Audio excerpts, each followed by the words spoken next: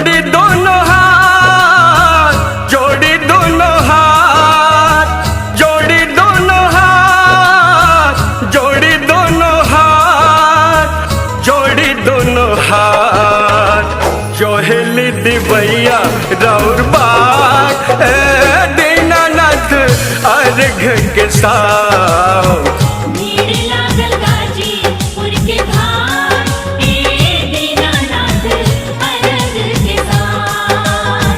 सीताराम सीताराम बोले लागल तोतवा, चिड़ै चुरुंग सब छोड़ दिहली खोतवा।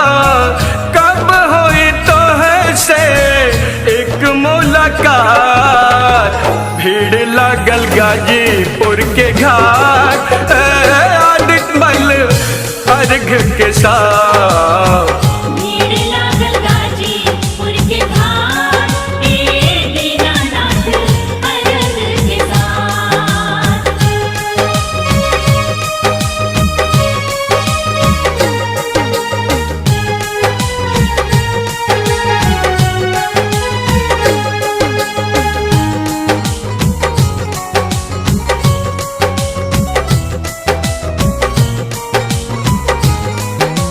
रोजे रोज उगली रउआ सकरे जी, आज काहे कैले बानी अतना रउआ दरे जी।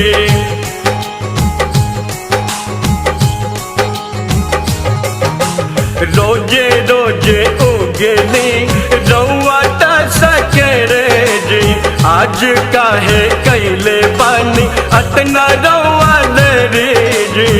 अम्मा के डढ़िया मीठी मीठी बोलिया, देखी बोलत बड़ी काल कोयलिया।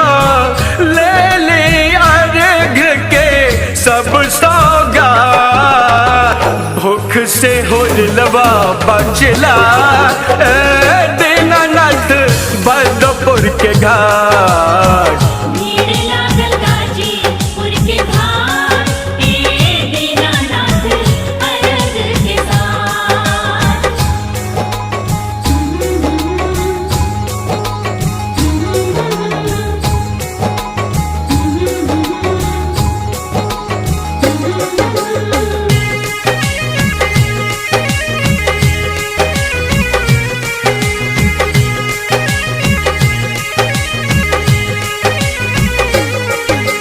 ढाई दिन के भूखल पियासल सब दिवैया, देई के दरस सब हार ले बलैया।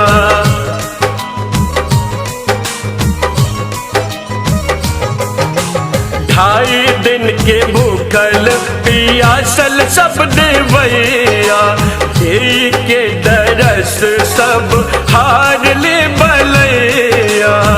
परतन गोड़ मन जन कर थोर जी, देखे न हो गैल चारों ओर भोर जी। मान ली सने संजय के बाद, आर्यन मनोजो खड़ा साथ दीनानाथ गाजीपुर के घाट।